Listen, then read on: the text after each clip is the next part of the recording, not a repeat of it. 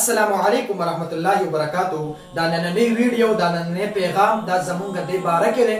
بعضې خلک مونږ ته کمنټس وکړي، بعضې خلک مونږ ته کال وکړي، یاره قاري صاحب زما بچی ډېر نافرماني کوي. زه ورته وایم سکول ته لاړ شه، زما بچی سکول ته نه ځي. زه ورته وایم مدرسې ته لاړ شه، زما بچی مدرسې ته نه ځي. زما نافرماني کوي او ډېر زیات چې کوم دی هغه جاهله شوی دی. یاره قاري صاحب په نشو باندې راوړېدلی دی. ما ته داسې قسمه څه وظیفه وښایه چې زما دا بچی فرمانبردار جوړ شي. او د هغې دپاره یو بهترین او اسان عمل دی.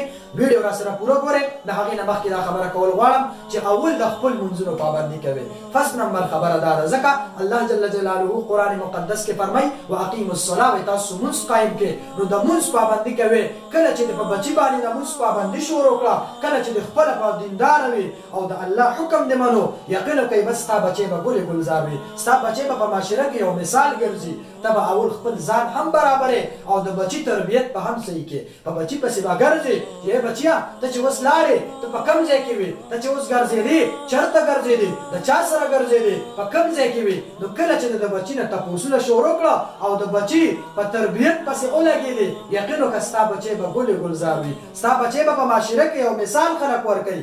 نو ځکه نو تاسو اول داسې چل وکړئ تاسو چې خپل بچي نه لاپروا شئ. نو بیا وروسته عالمانو پسې، قاریانو پسې او دغه شان په مولیانو پسې کارونه کوئ، میسیجونه کوئ چې یاره زما بچی نافرمانه دی، زما بچی زما خبره نه مني. ستا به بچی څه خبره ومني؟ تا د بچي تربیت نه دی کړی. نو اصل د بچي تربیت دی. کله چې د بچي تربیت وکړو نو بیا به صحیح، بیا به ستا بچی فرمانبردار وي، ستا بچی به دینداره وي. نو که څوک وایي چې زما بچی نافرمانه دی، د هغې دپاره یو بهترین او اسان عمل دی. د سورې ضحا صورت نه دی، په 13مه سپاره کې دی. والضحا واللیل اذا سجا ما ودعك ربك وما قلى وللآخرة خير لك من الأولى ولسوف يعطيك ربك فترضى ألم يجدك يتيما فآوى ووجدك ضالا فهدى ووجدك عائلا فأغنى فأما اليتيم فلا تقهر وأما السائل فلا تنهر وأما بنعمة ربك فحدث.